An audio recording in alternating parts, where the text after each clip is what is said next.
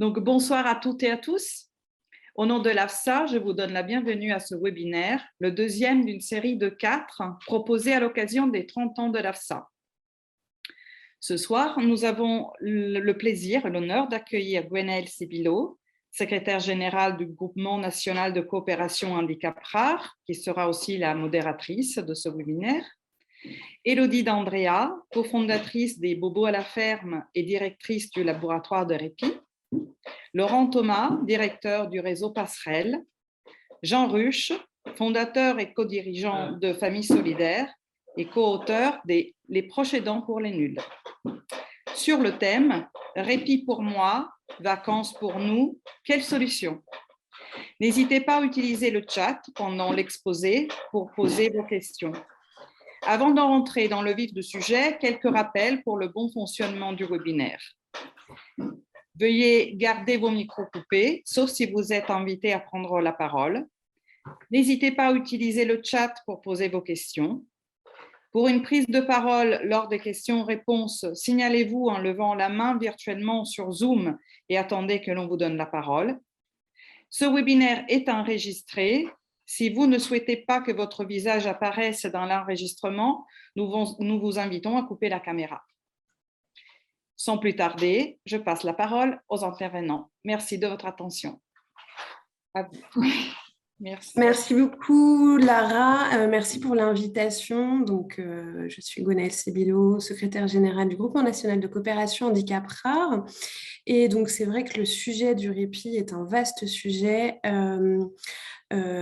traité déjà depuis de nombreuses années, qui a vu de nombreuses évolutions concrètes dans le paysage des politiques publiques notamment. Avant peut-être avec chacun des intervenants de passer à des illustrations concrètes, puisqu'évidemment c'est aussi bien ça qui intéresse les familles et les personnes qui nous écoutent, c'est peut-être de poser un état des lieux.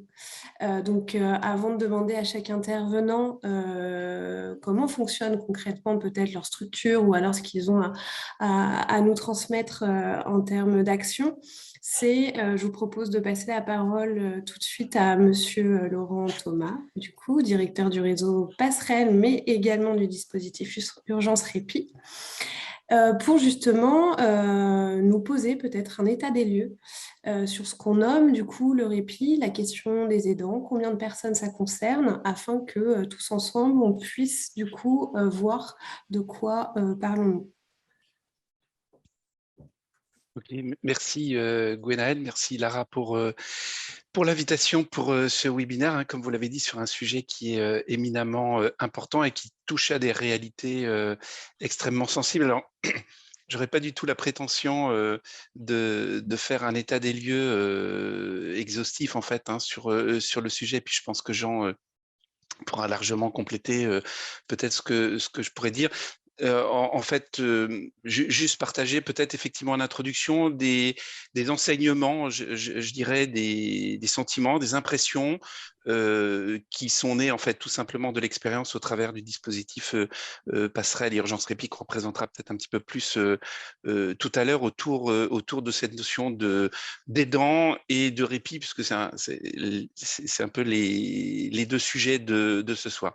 Alors c'est vrai qu'en venant, je réécoutais une interview de Sophie Cluzel d'il y a quelques semaines, hein, en fait, qui donnait deux chiffres, 12 millions de personnes en situation de handicap dans notre pays, dont 80% de handicap invisible, précise-t-elle, et 8 millions d'aidants.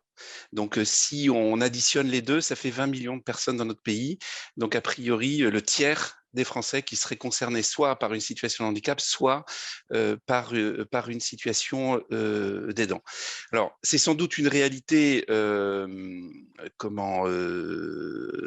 réelle au sens où effectivement cette situation est très présente, mais effectivement à des niveaux et à des graduations extrêmement diverses.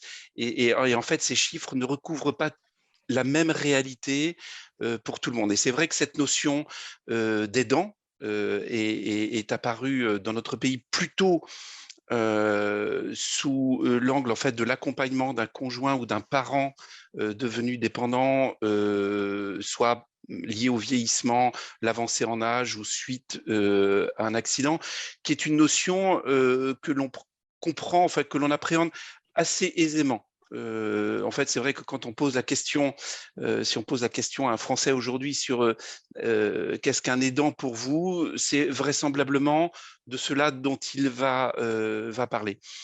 Moi, ce dont je voudrais parler, c'est d'une réalité un petit peu plus particulière à l'intérieur de cet ensemble, qui finalement alors, recouvre une réalité en chiffres beaucoup moins importante, mais qui est quand même une particularité, c'est que à l'intérieur de ces 8 millions d'aidants en France, on a les parents qui ont un enfant en situation de handicap. Et c'est vrai que la survenue du handicap dans la vie d'une famille, pour une famille avec des enfants, ne recouvre pas du tout les mêmes réalités en termes d'aidance et de répit que lorsque c'est son papa ou sa maman qui devient dépendant suite à un AVC ou une maladie ou de l'avancée en âge. Ceci dit, malgré cette diversité, il y a quand même des problématiques communes, donc le fait d'y réfléchir de manière globale n'est pas inutile, mais le risque aussi de noyer toutes les réalités en fait dans un ensemble extrêmement global fait qu'un certain nombre de personnes peuvent ne pas se reconnaître dans cette notion et d'autre part en termes de politique publique pose de sérieux problèmes de moyens et de priorisation d'action parce que effectivement si on doit débloquer des moyens financiers pour l'aide aux aidants, selon que l'on parle de 8 millions d'aidants en France ou de 300 000 familles bénéficiaires de l'allocation pour enfants handicapés en France, bah effectivement, c'est pas du tout la même chose. Donc, ce dont je vais vous parler là, c'est un petit peu plus centré effectivement sur les parents qui ont un enfant en situation de handicap et pour lesquels la notion d'aidant n'est pas facile à intégrer. On ne se reconnaît pas naturellement aidant. D'ailleurs, la notion d'aidant est plutôt une catégorie, enfin une dénomination qui est faite plutôt par l'extérieur, plutôt par les pouvoirs publics pour désigner une réalité sociale, certes totalement réelle et sur laquelle il faut agir, mais c'est vrai qu'on voit rarement un parent d'enfants en situation de handicap qui s'autoproclame et qui se déclare aidant familial, parce que l'enjeu, justement, je dirais presque, et c'est pas du tout une provocation, l'idée c'est surtout de pouvoir rester parent et pleinement parent.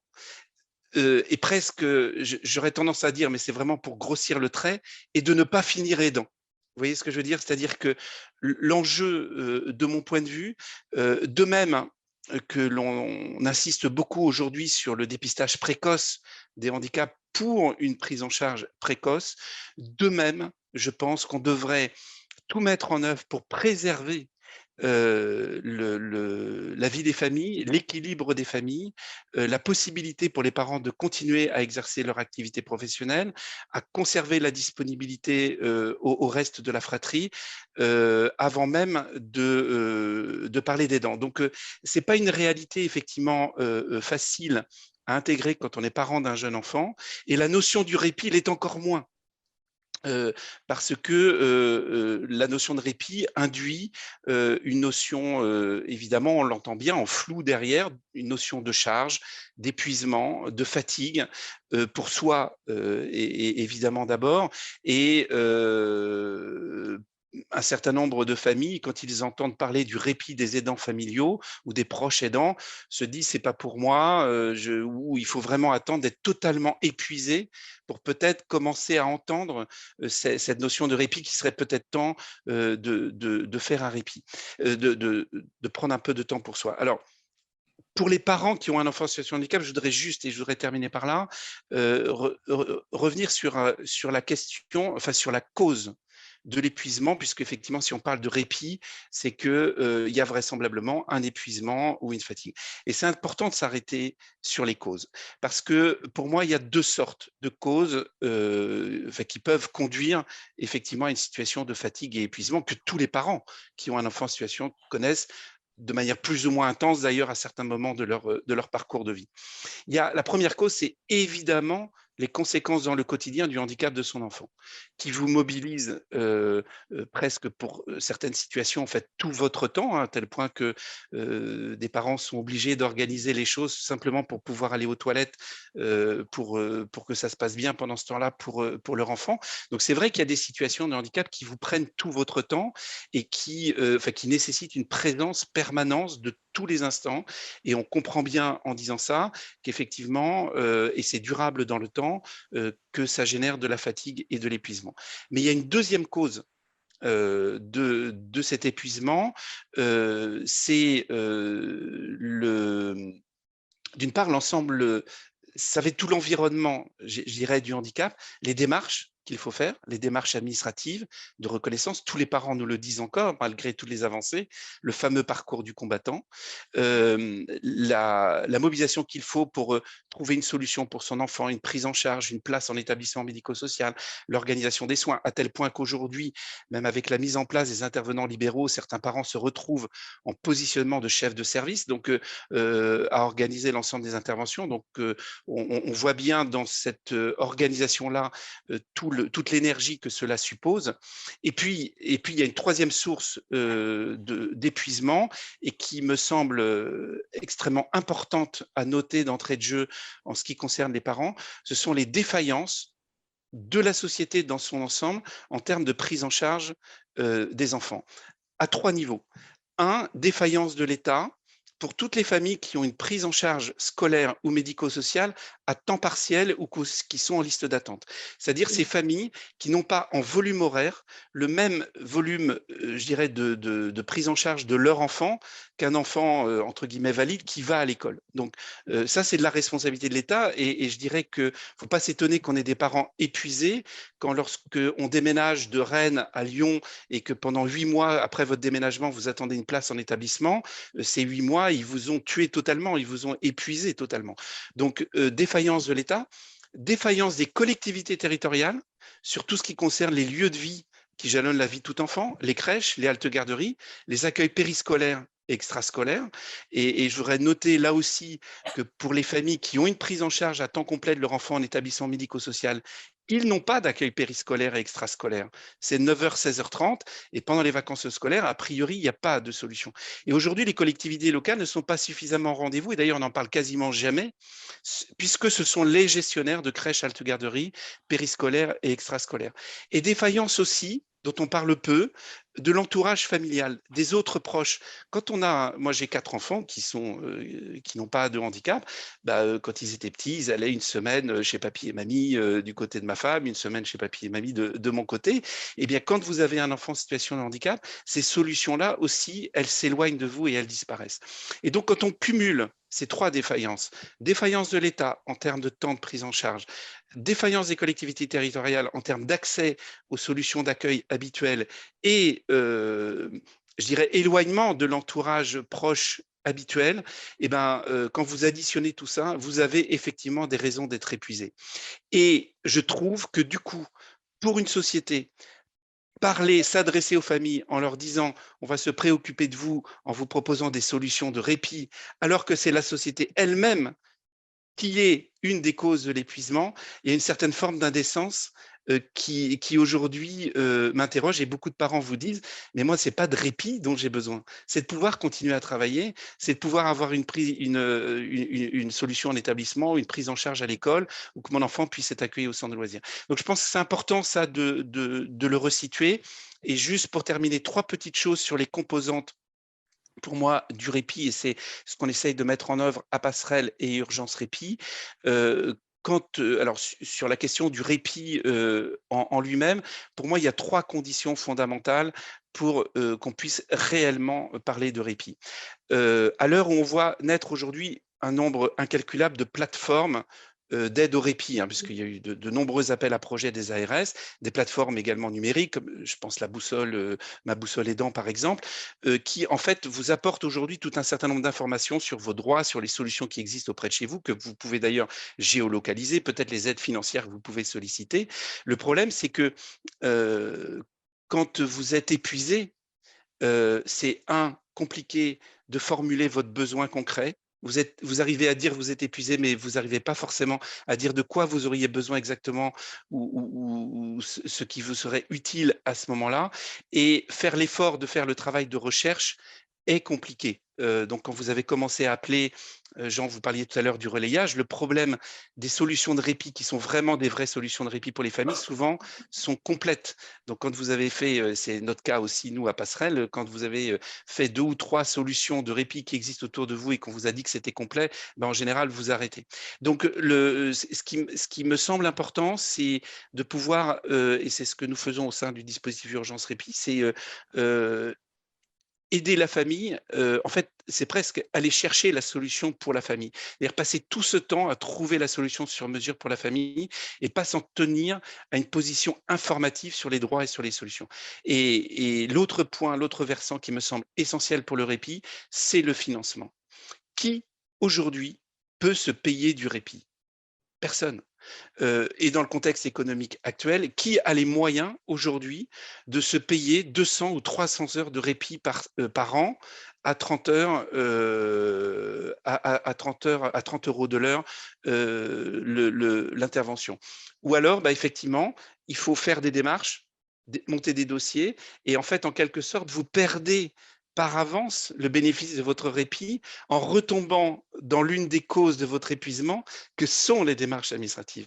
Et donc, pour nous, vraiment, il y a répit que si il y a solution de financement. Et ça, aujourd'hui, on peut dire qu'on n'est pas suffisamment bien organisé encore dans notre pays à ce niveau-là. Et le dernier triptyque, enfin, le dernier élément pour moi du trépied, c'est-à-dire aide à la recherche de solutions, financement pour qu'il n'y ait pas de reste à charge aux familles. Le troisième élément, c'est la question de la confiance dans la personne ou le dispositif qui va prendre en charge votre enfant. Il n'y a pas de répit pour moi sans confiance dans la personne à qui vous confiez votre enfant. Il peut y avoir du temps libéré, mais si vous avez votre tête qui reste avec votre enfant en vous disant est-ce qu'il va être bien, est-ce qu'ils vont bien le prendre en charge, etc. C'est pas vrai que c'est du répit. C'est du temps libéré, oui, mais c'est pas du répit. Il y a du répit que si il y a ce lien de confiance. Donc, ce qui veut dire aussi qualification, compétences professionnelles, qualité de transmission des informations entre la famille et celui qui va prendre en charge votre enfant. Voilà, c'est juste quelques partages sans aucune prétention sur ce que nous, en tout cas au travers de nos actions, on peut percevoir sur ce sujet auprès des familles. Merci beaucoup pour cette mise en perspective très synthétique et pertinente. Et je pense sur un certain nombre de points, on va pouvoir y revenir, notamment avec les autres intervenants. Et donc, justement, quand on reste sur ce sujet de proches de personnes en situation de handicap, qui ne sont pas tous nécessairement des aidants, comme l'a dit Monsieur Thomas, comme aussi après, quand on va vers, on cherche des solutions de répit ou autres, vous, Monsieur Ruche, qui avez justement coécrit un livre, Les proches aidants pour les nuls, avec la deuxième édition qui est parue du coup fin septembre 2021 et que vous avez coécrit avec 2 autres personnes. Peut-être dans la continuité des premiers propos, justement, vous, comment vous avez traité ce sujet des aidants et les constats que vous avez envie de partager avec les familles qui nous écoutent aujourd'hui?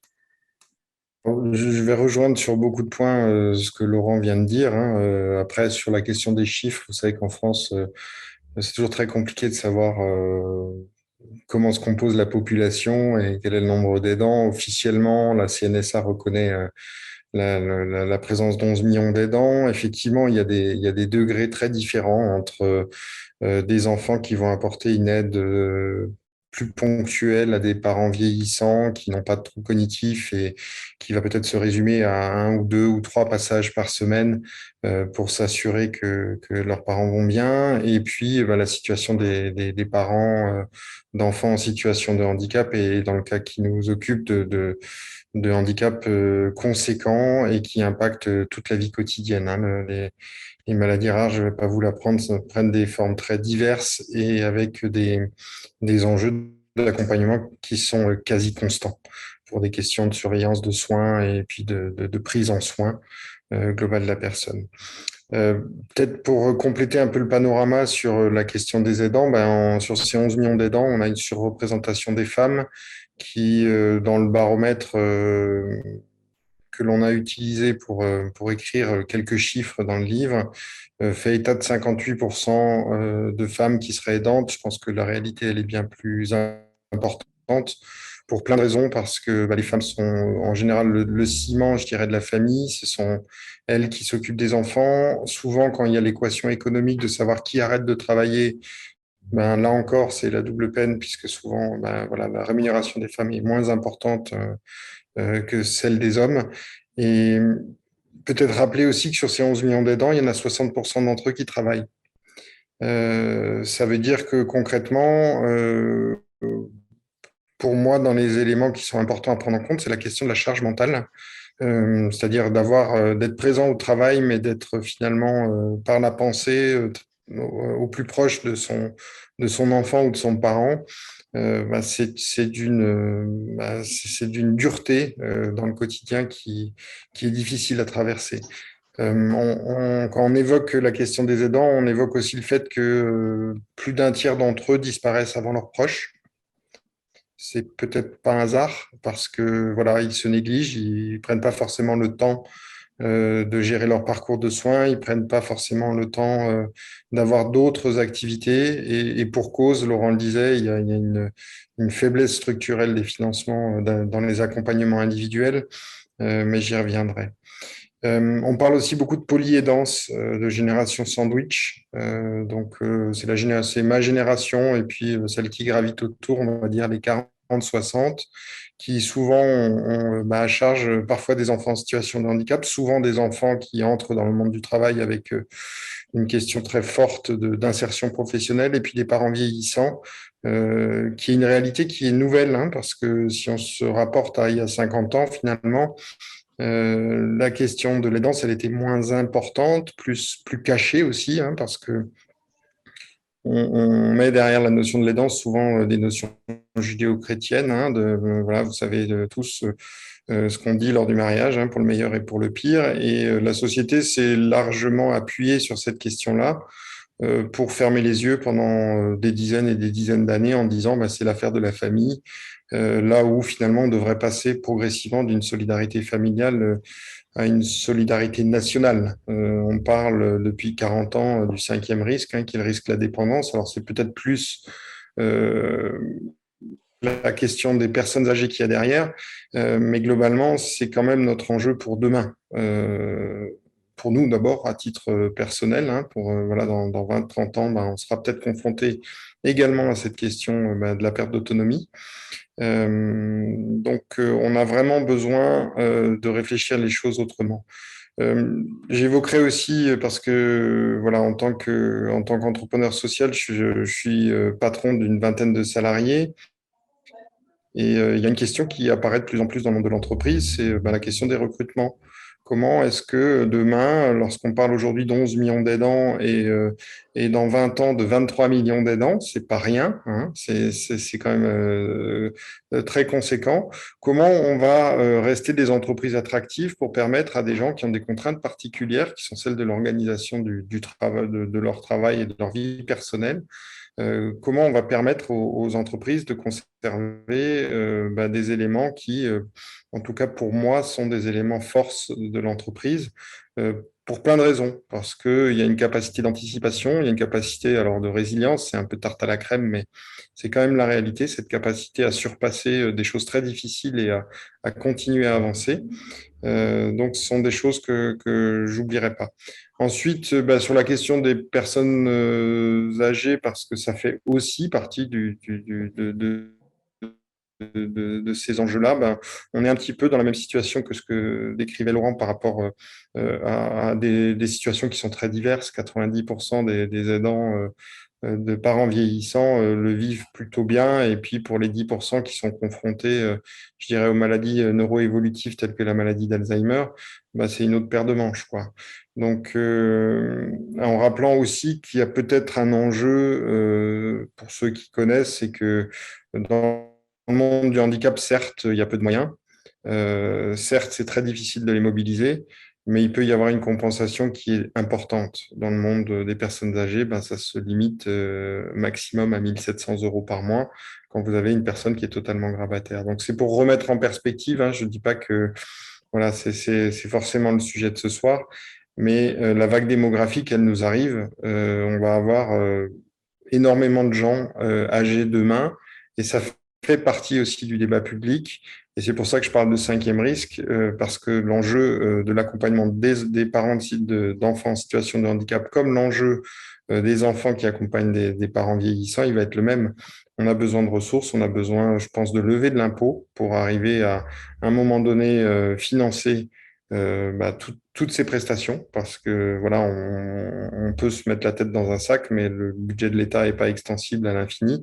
Donc, il faut vraiment qu'il y ait des décisions politiques qui soient fortes. Et je crois qu'entre ces deux élections, je vous invite à bien regarder le programme de vos différents candidats pour voir si finalement l'aidant, il est amené à revenir 30 ans en arrière et à redevenir femme au foyer qui sacrifie sa vie au profit de son proche en situation de perte d'autonomie, ou si on va vraiment vers, j'allais dire, vers une notion de solidarité nationale, tout simplement. Un point qui m'a aussi intéressé dans le discours de Laurent, c'est la question du non-recours aux prestations sociales. Quand on fait une demande d'AEH, quand on fait une demande de PCH, quand on demande une carte d'invalidité, et pour l'avoir vécu pendant une vingtaine d'années, je sais à quel point ça peut être déstabilisant. Au deuxième ou au troisième refus, on se dit de toute façon, c'est pas fait pour moi. Et je crois que la notion de combativité, elle est essentielle, et c'est pas à vous que je l'apprendrai. Et puis peut-être le dernier point, avant peut-être de céder la parole à Élodie. Je pense qu'il y a une importance, on l'a abordé dans la question du guide.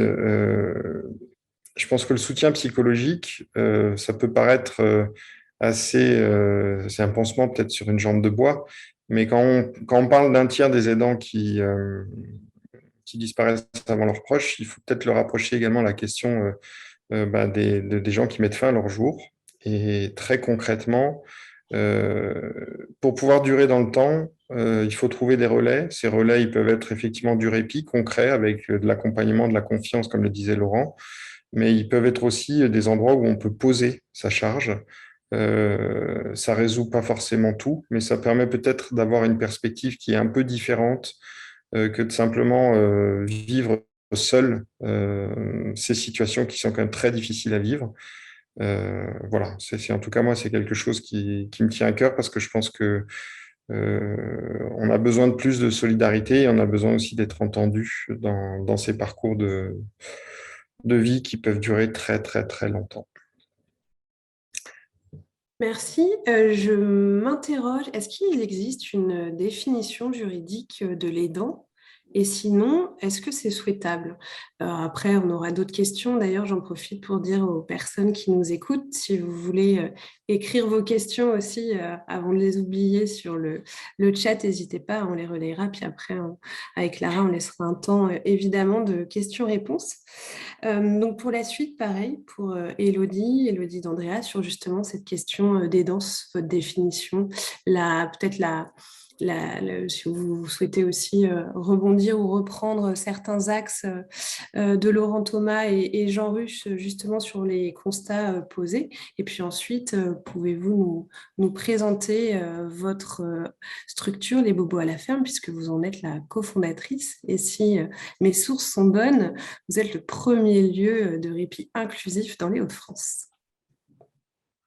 Bonjour à toutes et tous, et puis voilà, je remercie aussi Lara pour son invitation. On est toujours particulièrement, de toute façon on répond toujours oui quand il faut s'adresser aux associations de familles, de parents, parce que c'est tellement difficile que l'information parvienne aux familles que souvent on est invité dans des grands trucs à parler avec des experts, et puis en fait on s'aperçoit que l'info descend jamais aux familles. Donc voilà, merci pour ce webinaire.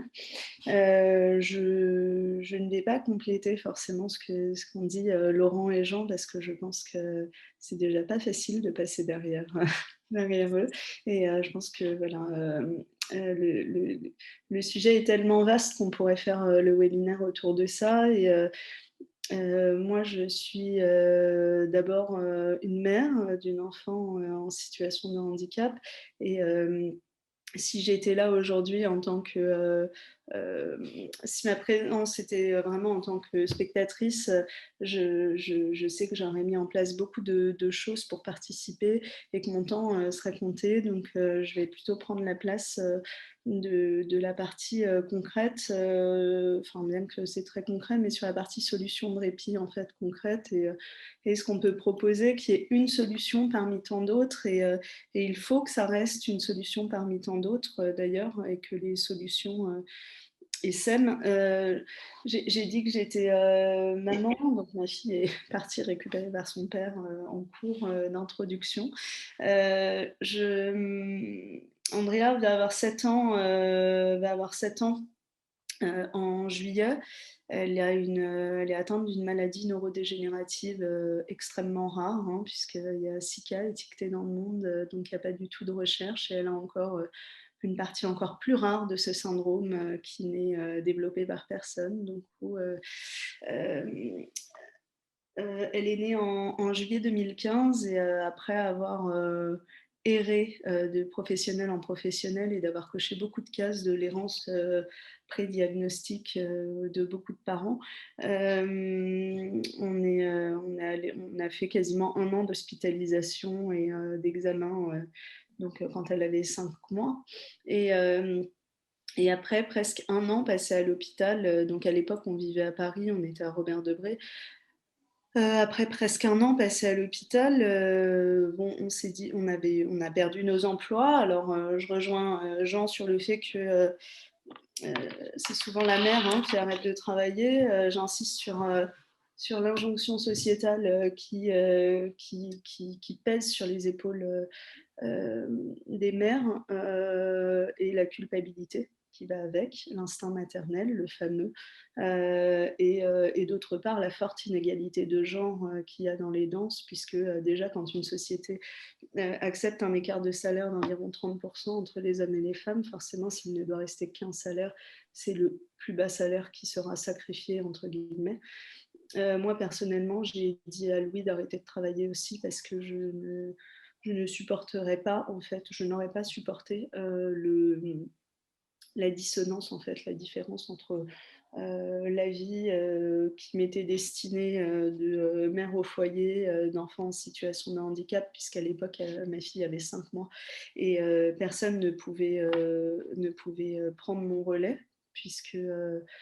voilà, pour plein de raisons, mais pas d'établissement, pas de professionnel, et puis de toute façon, j'y pensais même pas. Et donc, je pense qu'à un moment donné, j'aurais pas pu assumer toute seule, en fait, j'aurais craqué. Il y a aussi une question de la santé mentale, hein, derrière l'annonce du handicap d'un enfant, de sa maladie, et de comment on est accompagné, et la temporalité différente entre une mère et un père, de l'acceptation, et le temps qu'on laisse à cette acceptation. Donc voilà, tout ça pour dire que tout ce dont on a, tout ce qu'on crée à travers les bobos à la ferme, ce dont je vais parler, c'est issu de manques auxquels on a été confrontés. C'est issu de blessures, mais aussi de forts étonnements. C'est-à-dire qu'après 1 an à côtoyer l'hôpital, des établissements, des professionnels, médico-sociaux. Il n'y a pas une seule personne qui nous a parlé du fait d'être aidant. Donc, je pense aussi, je rejoins ce que dit Laurent, c'est très difficile de se reconnaître aidant, mais à un moment donné, tu tombes aussi dans un monde parallèle qui est celui de l'hôpital, qui est celui des établissements médico-sociaux, qui est celui de tout un nouveau champ lexical, et personne ne prononce le mot d'aidant. Donc, bon, ce n'est pas un problème en soi. Ce qui me dérange fortement, c'est plutôt qu'on n'évoque pas tous les droits qui vont avec finalement ce non-statut, hein, parce que Gwenaëlle, c'est très compliqué juridiquement, hein, pour les aidants. C'est vraiment, il y a beaucoup de débats. Je ne vais pas rentrer dans le débat d'ailleurs pour l'instant, mais voilà. Moi, ça a été, nous, ça a été un électrochoc quand le 6 octobre 2016, après presque 1 an à l'hôpital, à la journée des aidants, on a entendu sur France Inter que c'était la journée des aidants. On s'est dit, tiens, on n'est peut-être aidant, il y a peut-être un lien, mais c'est les médias en fait qui nous ont alertés là-dessus, à savoir que cette journée passait complètement inaperçue finalement dans notre vie d'avant.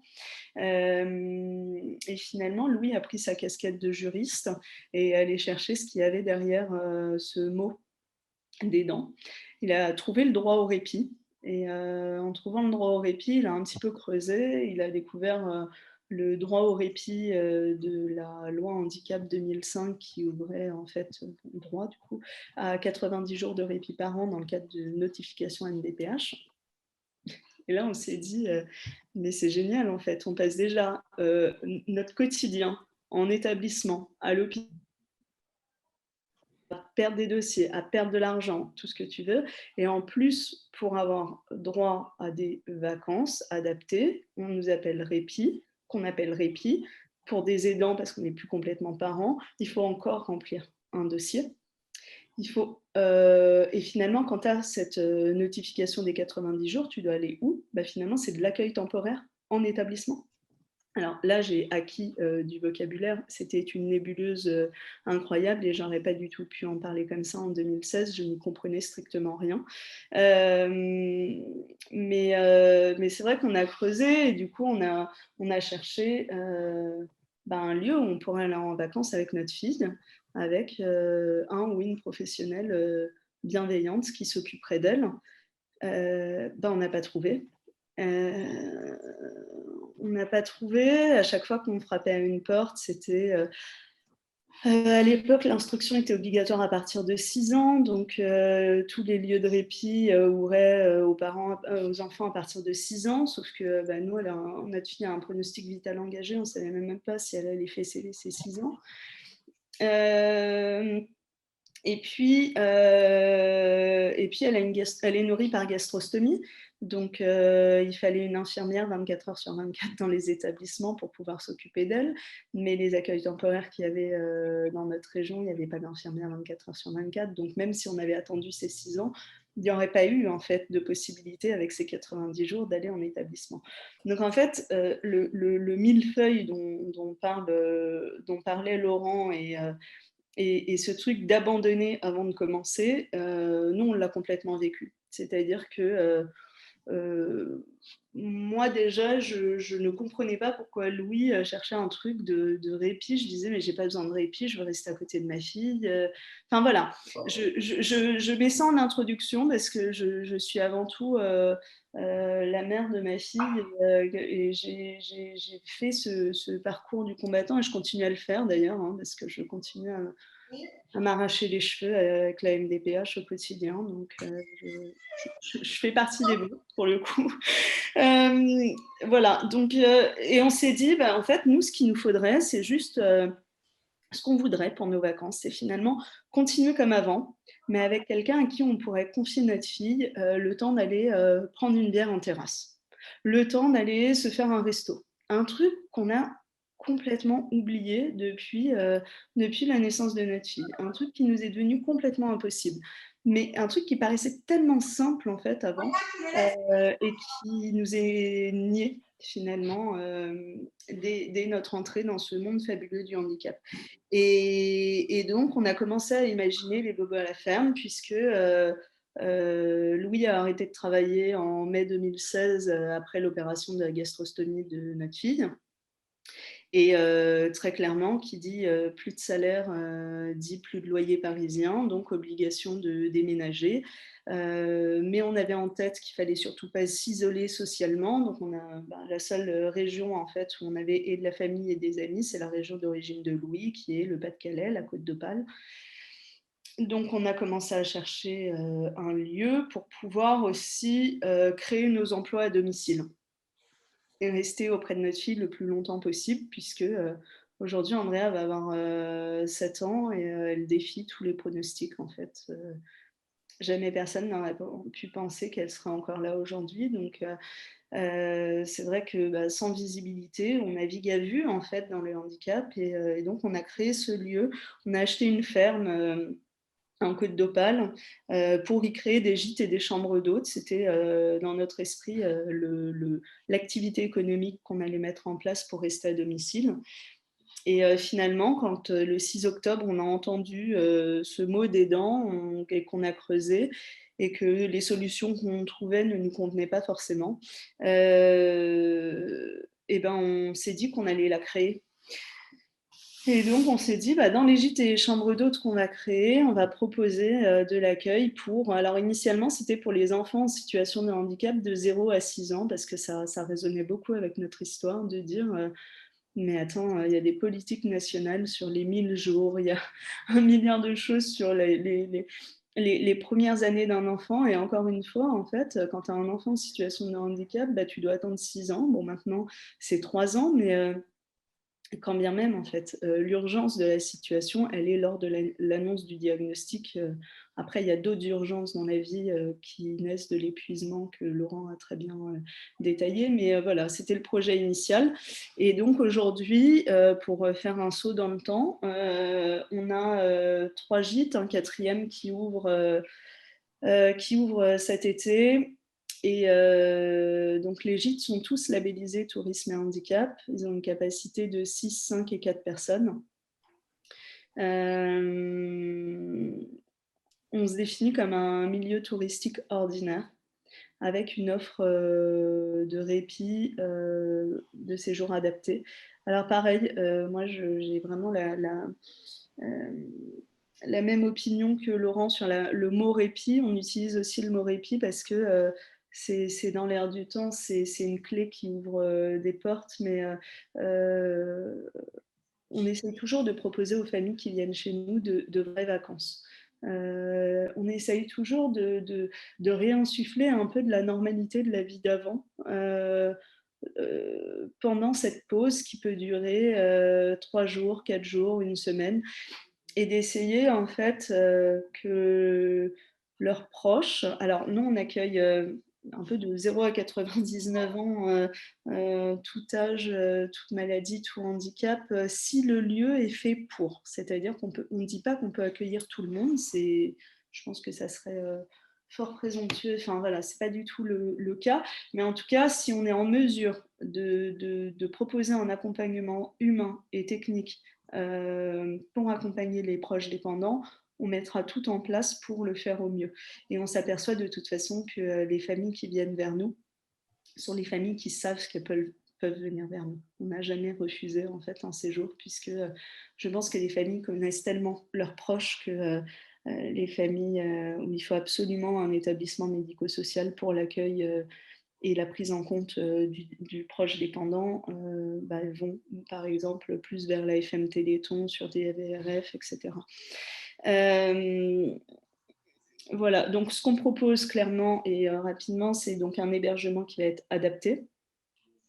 Et ensuite, c'est vraiment à la carte, du sur-mesure, parce qu'on va essayer de co-construire avec les familles le séjour dont elles ont envie. Donc, c'est à partir de 2 nuits, il n'y a pas de maximum. On accueille, par contre, à l'été, c'est du samedi au samedi, et aussi pendant certaines vacances scolaires. Et derrière, les familles peuvent juste louer un lieu adapté.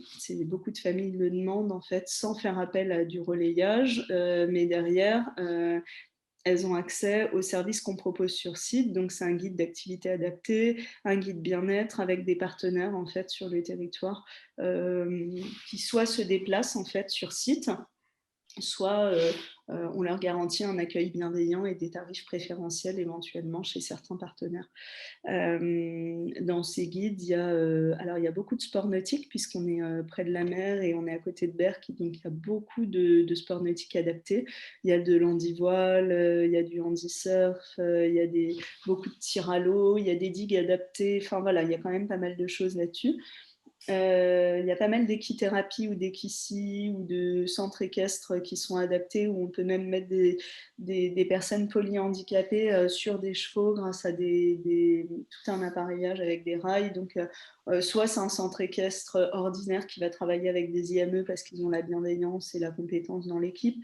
Donc voilà, on va aussi orienter et on peut proposer un accompagnement pour les réservations, parce que pour certaines familles, le répit, c'est aussi... alors, le répit, ça peut être du all-inclusive. J'arrive et j'ai mon planning de fait et je mets les pieds sous la table et je ne m'occupe plus de rien parce que toute l'année, je gère et j'organise et j'en peux plus. Et il y a des familles, c'est surtout, je ne veux rien, je ne veux pas un professionnel dans le gîte parce que je n'en peux plus d'avoir des professionnels toute la journée à la maison. J'ai besoin de me recentrer en famille, dans mon cocon et de recréer du lien en dehors du domicile. Il y a des familles qui vont prendre quelques heures parce qu'elles ont besoin aussi pendant les vacances de se recentrer avec le frère ou la sœur. Parce que les fratries sont un vrai sujet aussi et on essaye d'organiser beaucoup d'activités sur place aussi pour les fratries. Donc là, c'est beaucoup d'activités sportives, nature, découvertes, mais voilà. Tout ça, c'est une possibilité. Et ensuite, bien sûr, il y a du relayage. Alors le relayage, on travaille avec Bulder. Donc, c'est un contrat en mode mandataire. C'est entre 3 et 48 heures d'affilée avec le même professionnel. Ça peut être une semaine à 35 heures avec un relayeur. On a un vivier de je dis de relayeurs, mais en fait, c'est des relayeuses, hein, parce qu'on cherche les hommes dans les travailleurs sociaux. Donc, voilà, on a principalement des relayeuses. On a des aides-soignantes, des AMP, des auxiliaires de vie, des infirmières, des monitrices éducatrices, des éducatrices spécialisées. Et en fait, on va mettre la famille en lien avec la relayeuse présélectionnée après, j'en parlerai après un recueil d'informations. Et c'est la famille qui choisit l'intervenant pendant son séjour, qui accompagnera l'enfant pendant son séjour, puisque voilà, cette thématique du choix nous tient particulièrement à cœur aussi. Nous, dans les solutions qu'on avait cherchées, nous, personnellement, en tant que famille, on avait extrêmement peur, en fait, de laisser notre enfant à quelqu'un qu'on ne connaissait pas. Ça a été abordé avec Laurent, mais c'est vrai que pour moi, ça peut être un frein au répit, en fait, de ne pas être en lien avec la personne qui va accompagner son enfant avant de venir en séjour. Donc, et puis d'autre part, juridiquement, le contrat est signé entre la famille et la relayeuse. Donc, clairement, il nous paraît tout à fait normal qu'ils se rencontrent avant. Il y a aussi une particularité par rapport, par exemple, au réseau Passerelle, c'est que nous, il y a beaucoup de familles qui peuvent venir dans l'année du vendredi au dimanche, par exemple. Et donc, quand le relayage se passe à ce moment-là le samedi, peut-être que sur 3 heures ou 5 heures ou 8 heures, tu as très très peu de temps pour créer du lien avec la relayeuse et à ce moment-là, la préparation en amont va être essentielle. Elle va permettre aussi, par exemple, si c'est un enfant autiste ou qui a des troubles autistiques et qui a besoin en fait de voir la personne qui s'occupe de lui, ben voilà, ça peut aussi faire gagner du temps de répit aux familles puisque ce temps d'habituation n'aura pas à avoir lieu finalement pendant le séjour, pendant la rencontre. À la réservation d'un séjour, on envoie une fiche d'information administrative et un recueil d'informations. Et ça va être vraiment à la lumière du recueil d'informations qu'on va sélectionner la professionnelle idoine en fait, pour s'occuper de l'enfant. En fait, on va les mettre en lien. Si à un moment donné, on hésite, on peut proposer 2 professionnels et c'est la famille qui tranchera. Ça arrive très rarement, mais ça arrivait une fois, par exemple. Voilà, donc, et par rapport à la fiche d'information administrative, on propose une aide à la mobilisation de financement à travers des partenaires. Donc les partenaires, ça peut être des départements, des caisses de retraite, des groupes de protection santé, ça peut être vacances ouvertes pour une aide en chèque vacances sur l'hébergement. Enfin voilà, tout est fait au cas par cas, malheureusement. C'est ce que j'évoquais un peu dans la... c'est un peu, je trouve, une limite du projet pour l'instant, c'est que clairement, on est en sous-effectif, hein, je ne vous le cache pas. Qui dit milieu ordinaire dit aussi, voilà, on n'est pas financé par l'État pour ce qu'on fait, donc on fait comme on peut. et donc, on doit aller chercher... on doit aller chercher des financements au cas par cas. Donc, je n'arrive plus en fait à le faire avant la réservation, sauf pour quelques cas exceptionnels. Mais voilà. donc, sont éligibles à des financements l'hébergement, le relayage, parfois les activités en fonction des situations familiales et professionnelles. On travaille beaucoup avec des établissements aussi qui orientent pour les séjours de répit, donc ils ont aussi leurs propres possibilités de financement en interne. Je vois une question, on me demande où on est situé en Côte d'Opale. On est à la Madeleine sous Montreuil, c'est juste à côté de Montreuil-sur-Mer, c'est à un quart d'heure du Touquet et à 20 minutes de Berck. Donc on a voilà, un quart d'heure, 20 minutes des plages. Ce sont les familles qui payent les relayeuses. Eh bien oui, il y a un crédit d'impôt à hauteur de 50%. On peut mobiliser des financements avant le séjour sur le reste à charge du relayage. En tout cas, c'est ce vers quoi on oriente nos partenariats. Ça peut être possible, notamment avec des caisses de retraite. C'est un vrai sujet pour nous. Parce qu'on a bien à l'esprit que le répit ne doit pas être une charge financière supplémentaire. Et que surtout le répit est aussi administratif. Donc on essaye au maximum, nous, de mettre en place des partenariats en interne pour éviter de demander aux familles de remplir des dossiers incommensurables en fait, d'aide au financement. Mais c'est vrai que là, ça va être vraiment au cas par cas. Et là, combien de mois avant la date du séjour souhaité il faut vous contacter? Eh bien, c'est la grosse problématique qu'on a évoquée à la préparation du séjour. Alors, ça dépend, mais on a été complet sur l'été. Là, il reste une semaine sur le gîte 4 personnes du 2 au 9 juillet, mais on a été complet dès mars. Donc ça, c'est très difficile, mais c'est vrai que Laurent pourra l'expliquer sur le manque de solutions de répit qu'il y a en France et le fait qu'elles soient prises d'assaut très rapidement, le fait que certaines familles réservent aussi d'une année sur l'autre. Voilà, c'est pour ça que je dis que nous, on est une solution parmi tant d'autres. On milite aussi sur le fait que il faut que ces solutions se multiplient parce que il y a des familles pour lesquelles la solution de vacances, ce sera les bobos à la ferme, d'autres pas du tout. Ce sera plutôt les villages répit-famille, d'autres, ce sera uniquement les réseaux passerelles et d'autres, ce sera, on accueille plein de familles en fait qui tournent entre plein de solutions de répit et ça leur change en fait.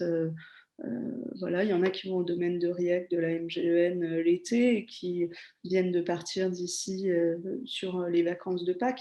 Donc voilà, l'objectif aussi, c'est de proposer une multiplicité de solutions pour que les familles puissent s'en servir. Il faut aussi pouvoir avoir accès financièrement à ces solutions. Nous, on essaye au maximum de mettre en place des partenariats. Donc, on a des partenariats avec la MGEN, avec AG2R, Malakoff Humanis, Apicil. Et ensuite, il y a aussi des partenaires avec qui, par exemple, Bulder a des partenariats pour réduire en fait le reste à charge du relayage. Plus on s'y prend tôt pour réserver un séjour, plus on a de la visibilité sur le reste à charge. Hébergement, relayage, activité. Voilà. Il y a une main levée, je vous propose de prendre peut-être la question. C'est quelqu'un où c'est écrit iPad, donc peut-être se présenter avant de... Oui, bonjour. Allô, allô. Bonjour, on vous entend. Ah, très bien. Non, parce que j'ai pris le train en marche, je suis arrivée il n'y a pas longtemps. Donc, en fait, c'est une formule de gîte, si j'ai bien compris. Les bobos à la ferme, c'est exact. Voilà, parce que je suis arrivée avec un bon quart d'heure de retard. Et vous évoquiez la possibilité de financement par Malakoff. J'ai ma fille qui est à la mutuelle Malakoff. C'est sous quelle forme cette demande auprès de Malakoff? Ça dépend. Enfin, pour les dépenses, pour les demandes individuelles, ça dépend vraiment. En fait, en plus, nous, c'est pas forcément la prévoyance santé, c'est plus la caisse de retraite. Donc voilà, pour les demandes individuelles, vraiment, n'hésitez pas à nous contacter, mais ça dépend vraiment c'est au cas par cas. Mais c'est un accueil en famille, si j'ai bien compris. C'est pardon? C'est un accueil en famille. Les enfants ne sont pas envoyés indépendamment, c'est en famille. Oui, on n'accueille que les séjours familiaux, en fait. D'accord. Il n'y a pas... D'accord. OK, c'est non, très on bien. n'a pas d'agrément. En fait, on n'est pas un établissement médico-social, donc on ne peut pas faire d'accueil temporaire, en fait. Ce n'est pas non plus notre... Et ce n'est pas une formule répit pour individuel. Voilà, d'accord, je comprends. D'accord. On accueille par contre, par exemple, des personnes en situation de handicap seules, ça nous arrive, mais on n'a pas de professionnels en interne, en fait, à disposition, comme les maisons d'accueil temporaire, par exemple, qui peuvent accueillir dans le cadre des 90 jours de notification. Exactement. Oui. Il faut que ce soit des personnes assez autonomes, si je comprends bien aussi, les personnes en situation de handicap. Ah non, ouais, bon, on accueille des personnes On travaille avec des services de soins palliatifs pédiatriques. On accueille des enfants qui sont alités et qui ne bougent plus, et on organise de la médiation animale dans le gîte. On organise médicalement, en fait, on peut organiser... on organise, j'ai oublié d'en parler, la location du matériel médical aussi. On met en place l'oxygène sur place et on adapte en fait les activités en fonction des familles. La question, elle n'est pas la question de l'autonomie, elle est plutôt de venir en famille en fait pour travailler, pour vraiment être en répit, en vacances en famille. Merci beaucoup. Vous faites un travail incroyable de coordination aussi, avec tous ces partenaires pour accompagner chaque projet qui viennent au bobo à la ferme. Du coup, peut-être aussi, Monsieur Jean Ruche, vous, et dans le cadre notamment de vos travaux et les proches aidants pour les nuls, peut-être aussi vous avez des illustrations concrètes et des solutions justement de répit à transmettre aux familles qui nous écoutent. Alors, je ne vais pas contredire Élodie dans la difficulté d'accéder financièrement sur le nombre et la typologie de solutions qui peuvent exister. La réalité du parcours, elle est vraiment celle-là, hein. Dans le bouquin, on a essayé d'inventorier un certain nombre d'initiatives, dont le réseau Passerelle, dont les bobos à la ferme. Mais il y a également d'autres éléments, moi, qui me paraissent intéressants. Je pense notamment à la question de la fratrie, parce que c'est quelque chose qui est nouveau, je dirais, dans le paysage des aidants. On parle depuis peu de la question des jeunes aidants, parce que voilà, il y a la personne en situation de handicap, l'enfant en situation de handicap, mais souvent il y a des frères et sœurs. Et donc, je pense particulièrement à l'association JAD qui met en œuvre un certain nombre de choses pour soutenir également les frères et sœurs. Alors, c'est pas encore déployé sur l'ensemble du territoire, mais il y a des possibilités de participer à des activités autour de l'art, du cinéma, pour permettre à ces jeunes de trouver leur place, de se construire aussi dans cette histoire de vie qui est pas simple. On a évoqué les villages répit famille. Alors, c'est des structures à la fois médico-sociales, à la fois hôtelières. Il n'y en a pas beaucoup. Mais pour avoir fréquenté les fondettes, c'est plutôt bien, plutôt qualitatif. Après, évidemment, ça dépend de la proximité qu'on peut avoir avec les hébergements médico-sociaux, de l'histoire des gens, et c'est plutôt bien soutenu par les caisses de retraite pour les premiers séjours. Donc, ça permet de passer une semaine, 2 semaines avec son proche, avec un planning pour lui, une prise en charge qui est adaptée en termes médico-social et sanitaire, sans pour autant être un service de soins continus à l'hôpital, hein. Ça reste un hébergement médico-social. Les initiatives de relayage qui sont en train d'émerger parce que la complexité aujourd'hui du relayage en France, elle n'est pas que liée à la question des moyens, elle est liée à la question du cadre administratif. Donc le relayage, c'est issu de ce qu'on appelle le baluchonnage au Québec, hein, où vous avez des professionnels qui viennent pendant une semaine au domicile de l'aidant pour prendre sa place pour lui permettre d'aller voir ses autres enfants, de souffler, enfin, voilà. Sauf que la législation anglo-saxonne du travail n'est pas du tout celle qu'on a en France. Donc l'enjeu est pas simple. Et puis, peut-être je conclurai sur la question de l'habitat inclusif. L'habitat inclusif, c'est un dispositif qui a émergé depuis la loi Elan, fin 2018, qui existe en France depuis plus de 25 ans.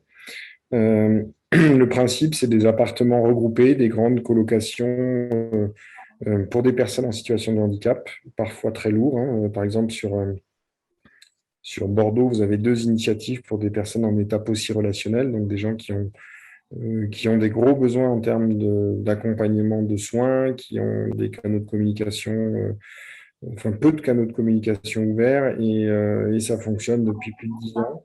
L'habitat inclusif, je pense que ça peut être une opportunité pour ceux qui passeront à la question suivante, qui est la question de l'âge adulte, hein.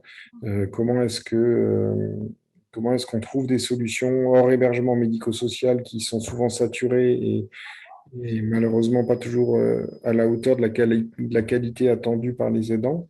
L'habitat inclusif, en fait, c'est de reproduire ce que vous faites au domicile individuel, mais à plusieurs, en créant des solidarités, en mutualisant un certain nombre de prestations, dont l'aide humaine, euh, en bénéficiant d'un financement de l'aide à la vie partagée, puisque c'est tout le contexte des dernières semaines. Alors, ce n'est pas un Eldorado, c'est une solution complémentaire qui vient, je dirais, s'ajouter au domicile individuel, qui vient s'ajouter à l'hébergement médico-social.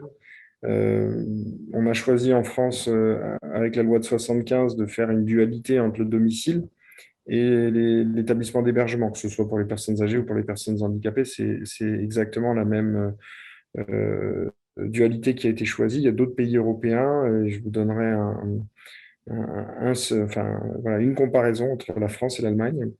En France, aujourd'hui, vous avez 45 colocations pour malades d'Alzheimer qui fonctionnent. Nous, on vient d'en ouvrir une à côté de Mulhouse qui accueille 3 personnes jeunes et 5 personnes âgées. Donc 45 sur le domicile, sur le territoire français. Il y en a 3200 en Allemagne. Voilà, c'est juste pour vous dire que le changement de modèle, il va aussi intervenir sur les façons d'accompagner les gens, et ça va conditionner beaucoup de choses parce que pour moi, la différence entre l'habitat inclusif et l'hébergement médico-social, c'est que dans l'hébergement médico-social, finalement, on est accueilli chez les autres.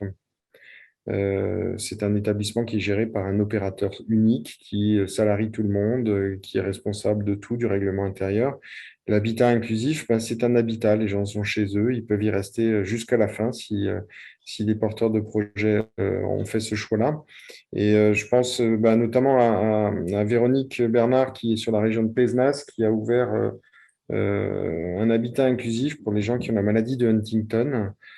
Ça fonctionne depuis maintenant 1 an et demi. Je pense que les gens n'ont jamais eu une vie aussi riche en termes de participation sociale. Alors évidemment, on rencontre un peu les mêmes difficultés que partout ailleurs, hein. C'est que c'est des nouveaux secteurs, donc les modèles économiques n'existent pas tous, notamment celui de la coordination est pas simple à financer. Mais voilà, pour avoir ouvert les premiers habitats inclusifs il y a maintenant plus de 12 ans, je me dis que c'est aussi des solutions que vous pouvez envisager par rapport à, je dirais, à l'avenir de vos enfants. Et puis plus globalement, des nouvelles solutions qui peuvent être complémentaires à ce qui existe. Et c'est enfin, c'est mon activité professionnelle au sein de Famille Solidaire. On ouvre un peu partout en France des immeubles solidaires dont l'objectif est de pouvoir accueillir des projets à destination de publics différents, de personnes âgées, de personnes handicapées. Là, on va en ouvrir un sur l'île notamment, où on aura une colocation Alzheimer, mais qui peut permettre également d'accueillir d'autres projets. Et l'objectif est de continuer à développer sur l'ensemble du territoire national.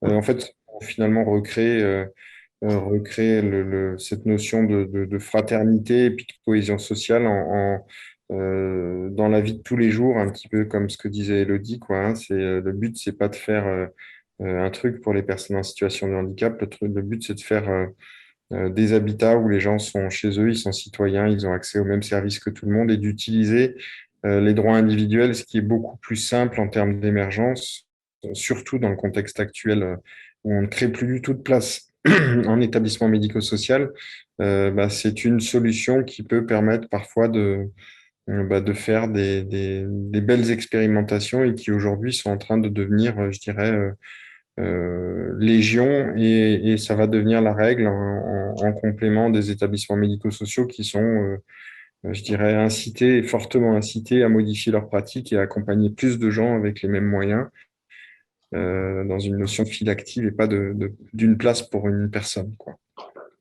Voilà, donc c'est des signes. Alors voilà, c'est difficile hein, d'être celui qui porte entre guillemets un message d'espérance face aux situations que vous vivez et que Élodie a pu décrire. Peut-être pour rester sur une note un petit peu positive, voilà, moi je suis devenu aidant en 96. J'ai arrêté ce rôle-là il y a maintenant 2 ans. La différence, je l'ai vue très concrètement entre ce qui se faisait en 96 et ce qui se passe aujourd'hui. Il y a eu la loi de 2005, il y a eu la prestation de compensation du handicap, c'est loin d'être parfait. Mais voilà, je pense aussi peut-être se dire que c'est en continuant à se battre que les choses se construisent et que ce qu'on fait aujourd'hui deviendra la règle de demain. En tout cas, c'est mon message. Oui, d'accord. Pour ce soir. Voilà. Merci. Il y a Madame Château qui souhaite poser une question. Je vous propose d'écouter tout de suite. Oui, c'est moi. C'est pas une question, c'est que moi je viens de noter que sur le chat que les initiatives d'habitat inclusif reposent la plupart du temps sur les parents qui organisateurs. Et c'est un frein parce que se passe-t-il lors du décès des parents? Et l'habitat inclusif n'est possible que si il est en lien avec une association qui pérennise l'accueil en habitat inclusif. Je parle en tant que mère d'un fils de 33 ans qui est en établissement médico-social et je pense que je rêverais bien sûr pour lui d'habitat inclusif, mais je suis quand même tout à fait pragmatique et lucide et lui et ses camarades ont besoin d'un établissement médico-social parce que les parents vieillissent hein, et dans cet établissement médico-social, la moyenne d'âge, c'est 36 ans, dont un qui a plus de 60 ans. Et quant à la moyenne d'âge des parents, on l'a pas. L'autre jour, on en a parlé, mais on ne l'a pas calculé. Mais on a fait un petit séjour avec nos enfants et les accompagnateurs, l'âge des accompagnateurs, ça allait de 60 à 80 ans. Donc, je pense que les établissements médico-sociaux ont encore des beaux jours devant eux et qu'il faut pas et qu'il faut les aider et qu'il faut les pousser et qu'il faut dans le domaine-là faire quelque chose parce qu'il arrive un jour où il n'y a plus de parents, voilà, plus de parents, plus d'oncles, plus de tantes, plus de grand-mère, plus de grand-père, plus de personne et donc voilà, c'est une réalité que bien sûr quand on est jeune parent d'enfants handicapés on ne considère pas, mais quand on a vécu comme le mien ou comme ceux d'autres parents qui sont en train d'écouter là et que je reconnais, on sait qu'il faut que les établissements médico-sociaux persistent et s'améliorent, et ils peuvent s'améliorer. Voilà. Il y a fort à faire. Hein, Excuse-moi, Anne, voilà. Excuse-moi, je te coupe la parole parce qu'on est parfois dérangé par des micros qui ne sont pas coupés. Alors, je vous prie, s'il vous plaît, si vous n'intervenez pas, de les couper pour le confort de tous. Merci, excuse-moi Anne. Ouais, je vais juste réagir. Hein. Je pense que ce que vous dites est juste. Hein. On a besoin des établissements médico-sociaux. La réalité, si vous connaissez l'état des finances publiques, vous savez qu'on a divisé par 5 le nombre de créations d'établissements médico-sociaux sur les 10 dernières années, qu'on ne va pas du tout aller vers ça dans les prochaines années. Et si vous vous rappelez de l'histoire des établissements médico-sociaux, c'est les mouvements parentaux qui ont permis de créer les premiers établissements et qui les ont fait évoluer au fur et à mesure de l'avancée en âge de leurs enfants. Donc, je crois qu'il ne faut pas opposer les solutions. Là, je vous rejoins. Je pense Non, qu'il non, je faut que les établissements continuent à avoir des moyens et c'est une bonne chose. Il faut aussi qu'ils fassent évoluer leurs pratiques de la même façon que l'habitat inclusif peut partir d'initiatives de parents. Mais aujourd'hui, si vous observez ce qui se passe, c'est principalement les gestionnaires médico-sociaux qui sont en train de créer des habitats inclusifs. Merci. Donc, du coup, Élodie a posté la plaquette de séjour des bobos à la ferme dans le chat. On propose, si vous voulez la retrouver. Et là, du coup, pour continuer sur les illustrations de répit, relais, vacances, peut-être, Laurent Thomas, pouvez-vous aussi nous compléter et nous présenter justement, parce que vous êtes directeur du réseau Passerelle, et même aussi présenter le dispositif Urgence Répit. Pour en informer les familles. Avec plaisir, je vais essayer de faire vite parce que je vois le temps qui passe et si on, pour laisser place aussi aux questions. Juste peut-être pour rebondir avec ce qui s'est dit tout à l'heure, en fait, alors spécifiquement sur la question des vacances. Alors, juste avant d'y revenir, effectivement, Élodie a évoqué quelque chose d'important tout à l'heure sur la question des 90 jours. Donc, alors, c'est pas 90 jours de droit au répit, c'est 90 jours effectivement d'accueil temporaire médico-social.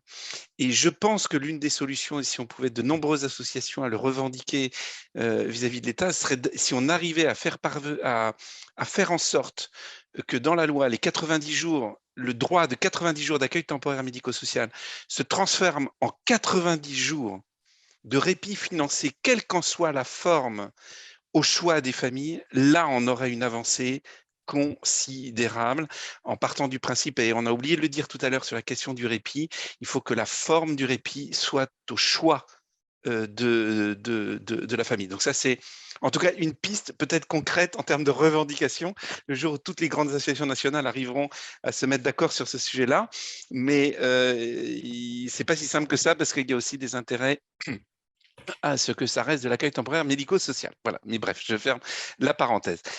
Sur la question des vacances, peut-être juste, je vais venir à la présentation du réseau Passerelle, mais pour élargir peut-être sur les autres acteurs qui existent. Effectivement, comme l'a dit Jean, et je le rejoins, donc il y a Vacances Répit Famille, en fait, sur la partie médico-sociale, et qui est un dispositif extrêmement intéressant. Alors, majoritairement, aujourd'hui, tous les dispositifs de vacances, enfin, avec Répit, sont des gestionnaires ont des équipements. Hein, donc, comme Élodie, les bobos à la ferme, VRF, ça part de structures en dur.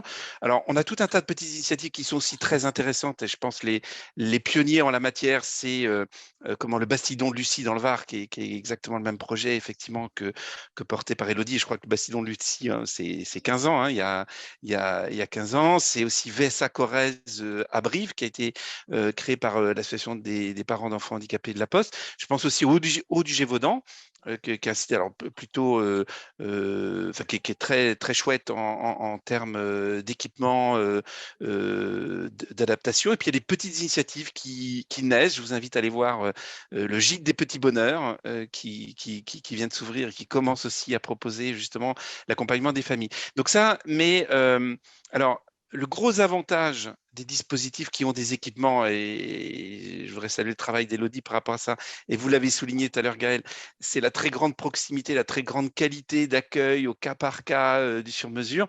La limite, c'est le volume, parce qu'effectivement, quand vous avez 4 gîtes, vous avez 4 gîtes. Donc, vous ne pourrez pas accueillir 2000 familles sur le même été. Donc très grand avantage par la qualité et l'incarnation dans des personnes qui portent le projet. La limite, c'est le volume, et donc tout ça est très vite complet. Et il y a 2 dispositifs aujourd'hui qui sont des dispositifs, en fait, on va dire, non gestionnaires d'équipements, qui montent en fait des séjours sur des équipements qui ne sont pas à eux. Donc effectivement, il y a le réseau Passerelle qui a 12 ans maintenant, et je voudrais aussi quand même citer nos collègues de l'UFCV, puisqu'on a un dispositif qui s'est mis en place l'année dernière, qui s'appelle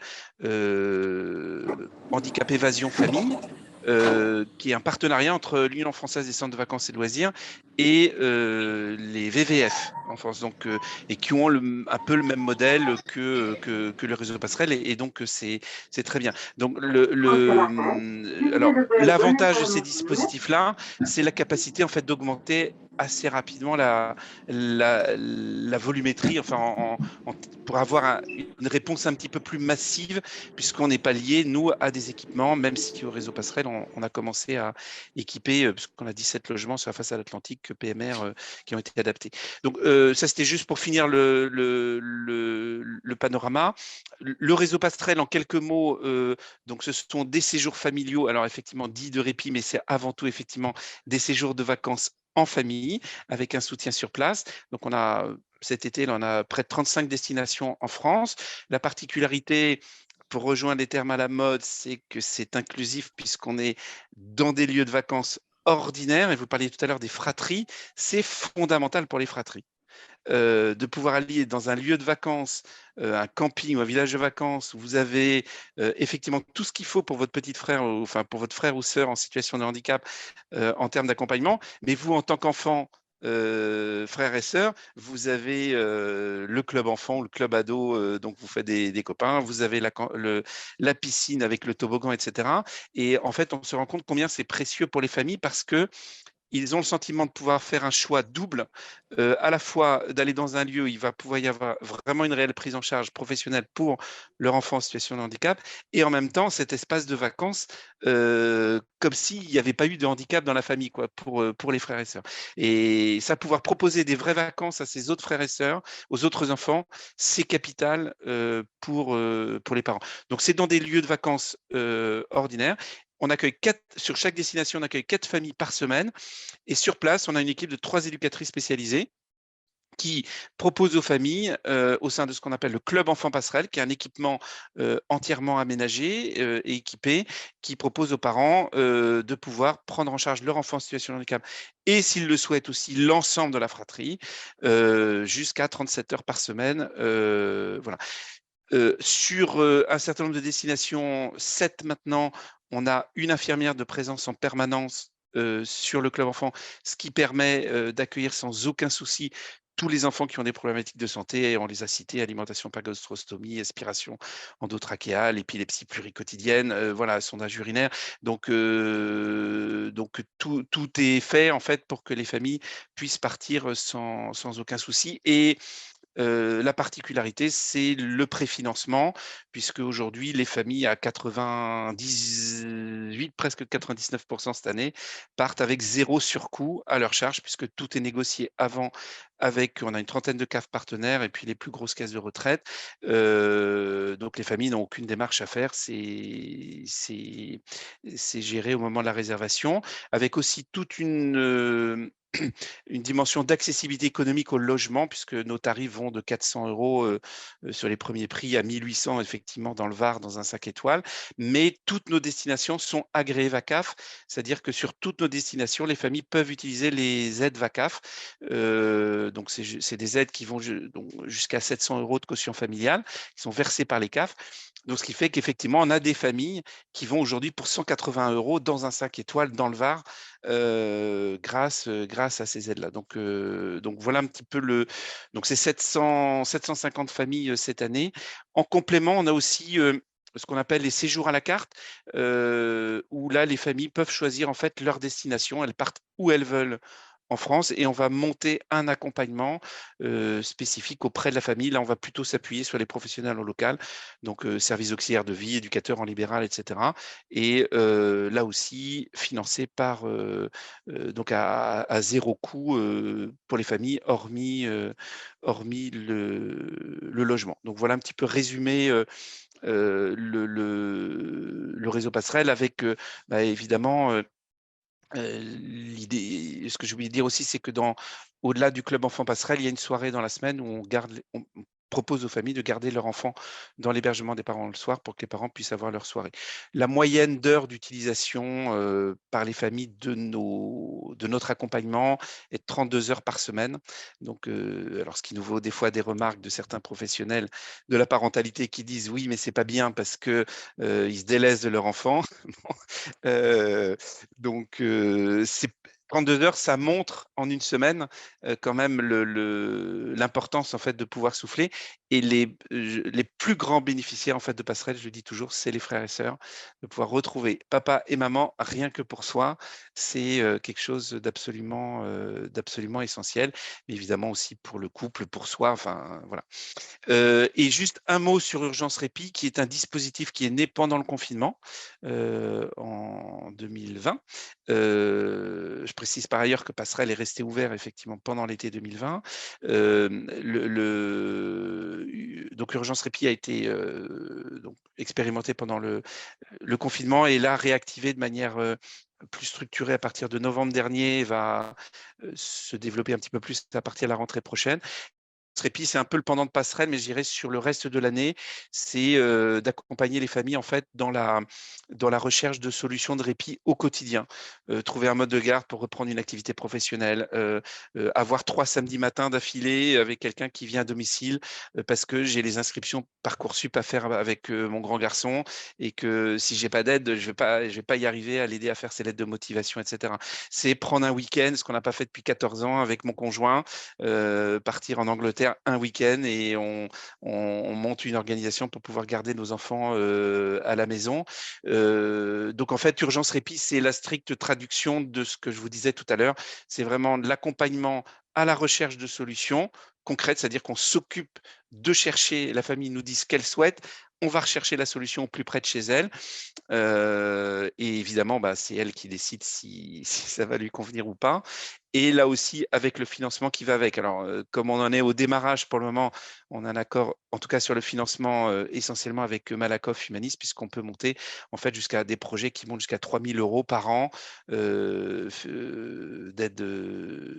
financière avec le crédit d'impôt plus l'aide Malakoff Humanis. Les 3 000 €, ça fait une centaine d'heures, si vous voulez, de répit dans l'année. Alors, c'est pas énorme, mais c'est quand même déjà, c'est déjà ça. Mais on reste effectivement sur cette logique de dire le répit doit être financé parce que si c'est pour faire payer le répit aux familles, c'est pas notre tasse de thé. Voilà. Donc, vous pouvez retrouver sur Internet le réseau Passerelle, réseau-passerelle.org. Alors évidemment, il reste quelques places encore pour cet été, mais comme le disait Élodie, nous on ouvre nos réservations le dernier samedi de février. 80% des places partent quasiment dans la journée, quoi. Donc c'est un peu le souci numéro 1. Et Urgence Répit, c'est urgence-répit.fr. Voilà. Merci Laurent. Alors, il y a une question de Sophie dans le chat qui demande s'il est possible que l'enfant porteur de handicap puisse accéder aux activités du réseau Passerelle sans que la famille loge sur le lieu de vacances. Alors, non, le principe du réseau Passerelle, c'est les vacances en famille. Nous ne sommes pas un organisateur de vacances adaptées.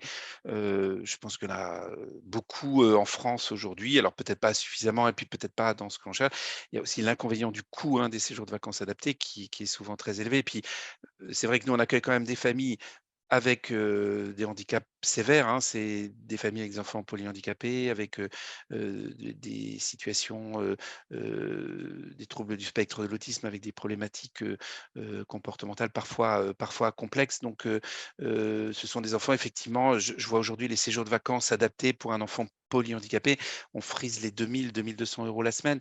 Donc, c'est effectivement ça, c'est quand même un gros souci. Mais non, non, nous, c'est vraiment, le principe, c'est l'accueil en famille. Merci. Peut-être Lara, si vous en êtes d'accord, on peut prendre aussi des questions. Avec grand plaisir. Et bah, j'en profite, comme Gwenaëlle, vous me tendez la perche, pour quelques réflexions. Oui, je voulais juste rebondir sur cette dernière question de Sophie. Et pour Laurent, je ne sais pas si ça se fait encore, mais quand mon fils était petit, on avait participé en fait à un séjour passerelle un peu à la carte. Et donc, Alex pouvait participer en fait au centre de loisirs pluriel dans une ville qui en était dotée. Et donc, pendant la journée, son frère et lui allaient au centre loisirs pluriel. Et puis, en fait, le reste du temps, on avait un logement en ville à côté. Je ne sais pas si ça se fait encore. Ça, c'était Alors, on a une destination comme ça qui est sur Lège-Cap-Ferré. Avec Loisirs Pluriel, effectivement, ça ne se fait plus. Alors, je pense que c'est essentiellement dû au fait que les centres Loisirs Pluriel sont déjà bien complets en fait l'été. Donc, en tout cas, il n'y a plus ce partenariat avec le réseau Passerelle. Par contre, on le fait avec la ville de Lège-Cap-Ferré, en fait, où on a un point d'accueil Passerelle. En fait, notre club enfant Passerelle est dans le centre de loisirs de la ville de Lège-Cap-Ferré. Et là, les familles en fait peuvent choisir leur logement autour. Donc ça, c'est aussi une piste, effectivement pour nous dans les années à venir, puisqu'on y réfléchit là pour le mettre en place l'année prochaine sur le Gros du Roi, pourquoi pas aussi en Corse, puisque là, du coup, pour le nous, ce serait encore plus facile en termes de réalisation, parce que là, pour le coup, il n'y aurait pas du tout besoin d'équipement, sinon venir mettre en fait une équipe, puisqu'il n'y a pas besoin de logement, pas besoin d'équipement pour le club enfant. Donc c'est des dispositifs qui permettent effectivement d'être un peu plus souple dans l'organisation et de répondre un petit peu plus à la demande et de correspondre. Parce qu'il y a aussi des familles qui n'ont pas envie d'aller en vacances en camping ou en village de vacances. Familles qui ont, il y a aussi toutes les familles qui partent dans des lieux de vacances familiaux, enfin de propriété familiale chez les grands-parents ou parce qu'ils ont une résidence secondaire. Et ben forcément, donc là, il faut presque faire du sur-mesure pour venir apporter cette aide sur le lieu de vacances de la famille. Merci. Et puis donc, encore une fois, effectivement, au travers des témoignages, des commentaires et des informations que les trois intervenants ont apportées, on se rend compte en fait que tout repose sur, sur des initiatives locales, sporadiques, individuelles, associatives, etc. Et que effectivement, malgré tout, ça reste hélas insuffisant en fait pour répondre en fait aux besoins de tout le monde, aux besoins du plus grand nombre. Et c'est un peu comment dirais-je, décevant et désolant, avec des personnes qui sont plus informées et donc qui peuvent accéder à certaines solutions et d'autres qui le sont moins et que donc restent un peu à la marge. Donc, tout le travail aussi de nos associations syndromiques, etc., est celle de faire circuler le plus possible l'information afin que tout le monde puisse pouvoir profiter de ce qui existe déjà, même si ce n'est pas suffisant. Et puis pour terminer, puis je laisserai la parole à quelqu'un d'autre avec grand plaisir. C'est effectivement là, dans ce webinaire, on parle de répit programmé quelque part, donc mes vacances, comme Laurent disait, mon week-end avec mon conjoint que je n'ai pas fait pendant 14 ans, etc., etc. Donc, mais tout cela demande effectivement une planification, un travail à l'avance pour les équipes, etc. Et effectivement, le besoin de répit peut être aussi soudain. Comme par exemple, je ne peux pas aller chercher mon fils parce que j'ai une visite médicale comme ça, arrivée à la dernière minute, ou bien une réunion qui se prolonge, etc. Et là, j'en parle par expérience personnelle, les familles d'enfants ou d'adultes qui vivent à la maison porteurs de handicap, et là, sont complètement découvertes. Et c'est un point un peu critique de la gestion familiale, parce qu'en fait, les familles avec une personne porteuse de handicap n'ont pas le droit aux imprévus. Alors, c'est pas du tout, je ne cherche pas une solution là ce soir, hein, c'est seulement un constat qui est le fruit de 20 ans de vie avec un jeune homme porteur de handicap. Mais merci pour tout ce que vous avez dit et communiqué et vos expériences et initiatives merveilleuses. Je laisse la parole aux éventuelles questions, aux commentaires, avec grand plaisir. Il y a une question ou une remarque de Anne Château dans le chat.